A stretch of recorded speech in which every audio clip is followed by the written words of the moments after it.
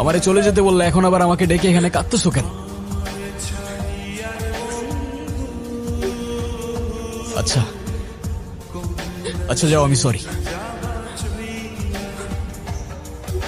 আমি বললাম তো সরি, এবার তো থামো তুমি।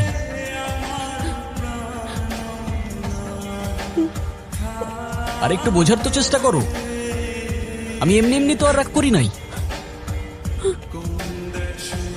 সেদিন রাস্তায় একটা লোক ছিনতাই হচ্ছিল, তার সব টাকা রাস্তায় ছড়াই পড়ে। তারপর তোমার ভাই ও বাকি সবার মতো তার টাকা চুরি করে পালাচ্ছিল। আমার ভাই কেমন, সে কি করছে এটা ইম্পর্টেন্ট না, অনেক ইম্পর্টেন্ট এইটা যে আমার ভাই। আর তুমি যাদের সামনে এরকম সিক্রেট করছো তারা আমার বাবা মা। আজকে আমার বার্থডে ছিল, আর আজকের দিনটাও তুমি নষ্ট করলা। আমি ভেবেছিলাম আজকে তোমাকে আমার বাবা মার সঙ্গে পরিচয় করে দিব, এরপর আমাদের কথাটা বলবো, কিন্তু সেইখানেও তুমি এরকম সিক্রেট করছো। আরে সেটা তুমি আগে বলবা না আমাকে? আগে বললে কি হইতো, কি হইতো আগে বললে?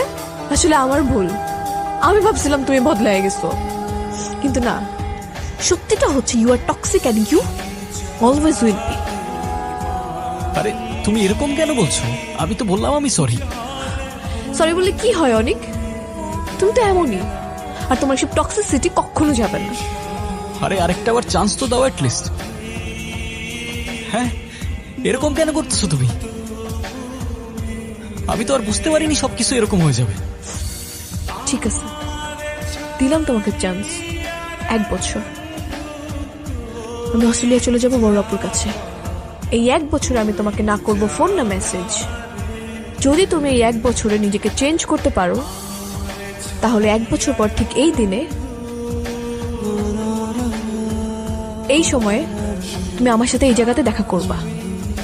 আরে এসব কি বলতেছো তুমি? হ্যাঁ, আমি তো বললাম আমি চেঞ্জ হব, বললাম তো না। তো এই 1 বছর না কথা না দেখা, এসবের মানে কি? আর অস্ট্রেলিয়া মানে এত সব ডিসিশন কখন নিছো তুমি? আমাকে একবার জানাবে না তুমি? বললাম তো 1 বছর।